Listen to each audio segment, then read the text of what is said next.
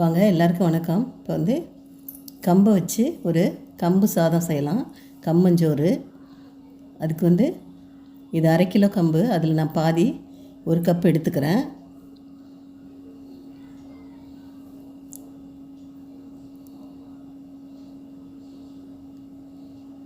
ஒரு கப் ஃபுல்லாக தலை நிறச்சி போட்டு எடுத்திருக்கேன். அதை வந்து மீதி பாருங்கள், கொஞ்சம் தலை தட்டி தான் இருக்குது. அதை வச்சுட்டு அந்த ஃபுல்லாக இருக்கிறத நான் எடுத்துக்கிறேன். எடுத்து அதை நல்லா கழுவிட்டு ஒரு 5 நிமிஷம் ஊற வச்சுட்டு நல்லா கழுவிட்டு மேலே வர இது சுத்தம் பண்ணது தான், அதனால் ஒன்றும் இருக்காது. இருந்தாலும் 2-3 தடவை கழுவிட்டு அரிச்சிக்கோங்க. கல்லும் இருக்காது. கல் இருக்கிற மாதிரி இருந்தால் அரிச்சிட்டு போடுங்க, இல்லைனா சாப்பிடவே முடியாது கல் இருந்துச்சுன்னா. அதனால் எடுத்துட்டு ஊற வச்சு அதை வந்து அரைச்சிக்கோங்க மிக்சியில் போட்டு. தண்ணியை வடிச்சிட்டு அதுக்கு முன்னால் நம்ம தண்ணி வச்சு கொதிக்க வைக்கலாம். அதுக்கு வந்து நான் வந்து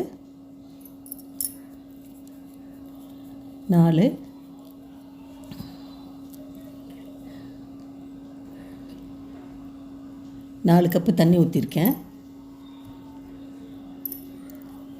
அந்த கம்பை தண்ணியை நல்லா வடிச்சிட்டு அதை வந்து கொஞ்சம் உடச்ச மாதிரி எடுத்துக்கலாம். ஏன்னா நைஸாக அரைச்சா கூழுக்கின்ற மாதிரி ஆகிடும். இது வந்து சாதம் மாதிரி செய்கிறதுக்காக, சோறு மாதிரி செய்கிறதுக்காக, அதனால் கொஞ்சம் உடச்சி எடுத்திருக்கேன். கொஞ்சம் ரவை, கொஞ்சம் பெரிய ரவை இருந்தால் எப்படி இருக்கும் அது மாதிரி உடச்சி எடுத்துக்கோங்க. உடச்சி எடுத்துட்டு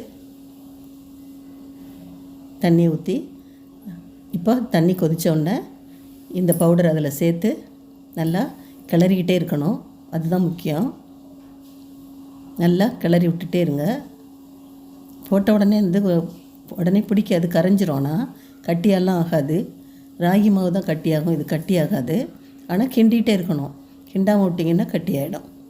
இப்போ நல்லா கிளறிகிட்டே இருங்க.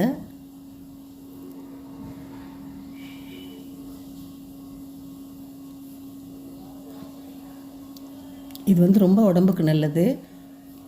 அதுவும் இந்த வெயில் காலத்தில் அம்மை போட்டவங்களுக்கு கூட கம்மங்கூழ் வச்சு கொடுப்பாங்க. அது அவ்வளோ குளிர்ச்சியானது. இந்த வெயிலுக்கு வந்து கட்டாயம் கொடுங்க. சின்ன வெங்காயம், மோர் ஊற்றி இதை கரைச்சி சாப்பிட்டா அவ்வளோ நல்லது உடம்புக்கு. அம்மையெல்லாம் போடாது, சூடு அதிகமாக தான் அம்மை போடுறதே. அதனால் வந்து அம்மை போட்டவங்களுக்கு இது மாதிரி கஞ்சி வச்சு மோர், சின்ன வெங்காயம் இதுதான் நிறைய சேர்ப்பாங்க. இந்த வெயிலுக்கு வந்து அது மாதிரி செஞ்சு கொடுத்தீங்கன்னா ரொம்ப நல்லது. கால்சியமும் அதிகமாக உள்ளது. அதனால் வாரத்தில் 2 நாள் கட்டாயமாக இந்த கூழ் குடிக்கலாம். கம்மங்கூழாக குடிக்கலாம், சோறாக சாப்பிட்லாம். நான் வந்து இன்றைக்கி சோறு மாதிரி தான் செய்கிறேன். அதை வந்து நல்லா கிளறி விடுங்க. குக்கரில் எல்லாம் வைக்காதீங்க, வச்சிங்கன்னா அந்த வாசமே இருக்காது. அதனால் இது மாதிரி நல்லா கிளறிக்கிட்டே இருக்கணும். அது நல்லா வேகணும். உப்பு போட்டுக்குவோம். உப்பு போட்டு இப்போ கொஞ்சம் தண்ணி வற்றிருக்கு பாருங்கள்.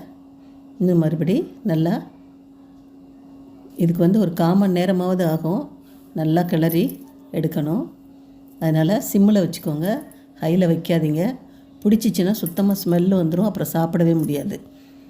அந்த சாப்பாடு ஃபுல்லாக ஸ்மெல் அடிக்க ஆரம்பிச்சிடும். அதனால் சிம்மிலே வச்சு கிளறுங்க. இது மாதிரி கொஞ்சம் அடிகனமான மண் பாத்திரமோ இல்லை ஹிண்டாலியோ குக்கர் பாத்திரமோ வச்சு கூட கிளறுங்க. பிடிக்காது சிம்மில் வச்சாலும். அது ஒட்டி இருக்குமே தவிர பிடிக்காது. அதனால் அது மாதிரி வச்சு கிளறிக்கிட்டே இருங்க.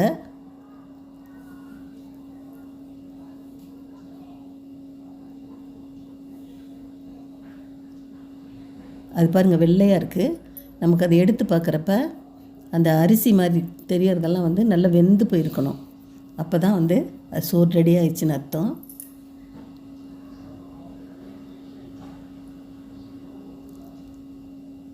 நல்லா மூடி வச்சு கொஞ்ச நேரம் வேகட்டும். திரும்ப திறந்து பார்த்து மறுபடியும் கிளறி விடுவோம். மூடி வச்சு அப்படியே விட்டுறாதீங்க, அப்பப்போ பார்த்து கிளறணும். கிளறி மூடி வச்சு சிம்மிலே வச்சு கிளறினீங்கன்னா சூப்பராக இருக்கும்.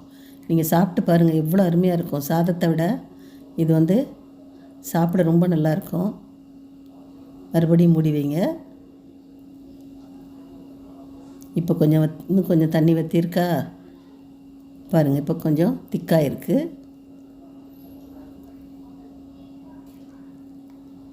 சோறுனா கட்டியாக இருக்கும். இது உதிரி உதிரியாக நம்ம சாதம் மாதிரி வராது. அது வரகு அது மாதிரி அரிசின்னா அப்படி செய்யலாம். இது இப்படி தான் இருக்கணும். இதுதான் நல்லாயிருக்கும்.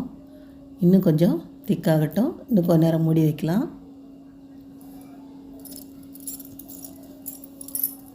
இப்போ திறந்து பார்த்து கிளறி விடுங்க.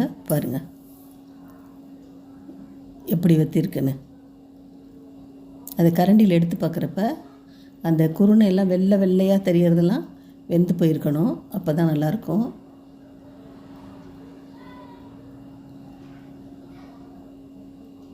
வெயிலுக்கு கட்டாயம் செஞ்சு சாப்பிடுங்க. பாருங்கள் அதில் கொஞ்சம் வெள்ளையாக தெரியுது பார்த்திங்களா? அதெல்லாமே நல்லா வெந்து கலர் மாறி வரும். அது உங்களுக்கே தெரியும் பார்த்திங்கன்னா.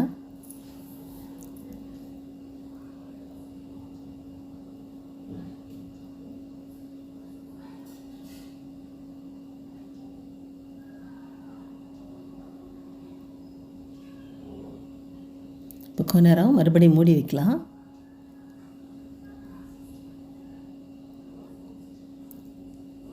இப்போ பாருங்கள் நல்லா கொதிச்சு ஃபுல்லாக அங்கங்கே முட்டையாக நல்லா கொதிச்சு வருது.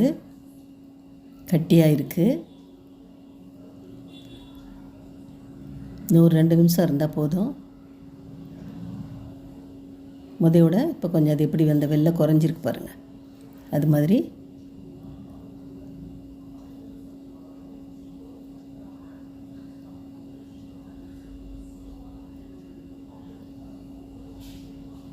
அப்படியே இல்லாட்டியும் தண்ணி ஃபுல்லாக வற்றி நல்லா கட்டியாக தெரிகிற மாதிரி நல்லா கிளறி எடுத்திங்கன்னா போதும்.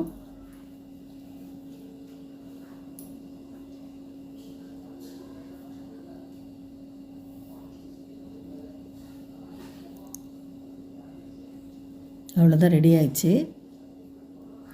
மூடிட்டு ஸ்டவ் ஆஃப் பண்ணியாச்சு. பாருங்கள் மூடி கொஞ்ச நேரம் ஒரு 10 நிமிஷம் நல்லா ஒரு கொஞ்சம் சூடு ஆறினோன்னு எடுத்திங்கன்னா நல்லா கட்டியாக சாதம் மாதிரி இருக்கும். எடுத்து வச்சு சாப்பிட்லாம். அதுக்கு நான் கருவேப்பிலை குழம்பு வச்சுருந்தேன். அதையும் சேர்த்து வச்சு சுரக்காய் பொரியல் பண்ணியிருந்தேன். அதையும் வச்சு தயிர் வச்சு சாப்பிட்டோம். இதுலேயே நீங்கள் தயிர் போட்டு சின்ன வெங்காயம் தொட்டு சாப்பிட்டு பாருங்கள். சாப்பாடு கட்டியாக இருக்கிறதே சூப்பராக இருக்கும். இந்த குழம்பு ரொம்ப அருமையாக இருந்தது. கருவேப்பிலை குழம்பு ரொம்ப சூப்பராக இருந்தது. நீங்கள் கறி குழம்போ சிக்கன் குழம்போ எது வேணாலும் வச்சு சாப்பிட்லாம். பருப்பு முருங்கைக்கீரை பருப்பு வச்சு சாப்பிட்லாம். அது ராகி களிக்கும் நல்லாயிருக்கும். இதுக்கும் நல்லாயிருக்கும். பாருங்கள் சாப்பிடுங்க. சாப்பிட்டு பாருங்கள். பிடிச்சிருந்தால் லைக் பண்ணுங்கள், ஷேர் பண்ணுங்கள். கட்டாயம் குழந்தைங்களுக்கு இந்த மாதிரி சாப்பாடு மாதிரியாவது செஞ்சு கொடுத்தீங்கன்னா சாப்பிடுவாங்க. சாப்பிட பழகுங்க. ஏன்னா குளிர்ச்சி வெயில் இப்போ ரொம்ப அதிகமாக இருக்குது. அதனால் தயிர் ஊற்றியாவது கரைச்சி சும்மா ஒரு டம்ளராவது அப்படியே கொடுத்து பழக்கினீங்கன்னா குடிச்சிக்குவாங்க. நீங்களும் செஞ்சு சாப்பிடுங்க. பிடிச்சிருந்தால் லைக் பண்ணுங்கள், ஷேர் பண்ணுங்கள். தயிரும் சின்ன வெங்காயமும் வச்சு சாப்பிட்டேன். பிடிச்சிருந்தால் லைக் பண்ணுங்கள்.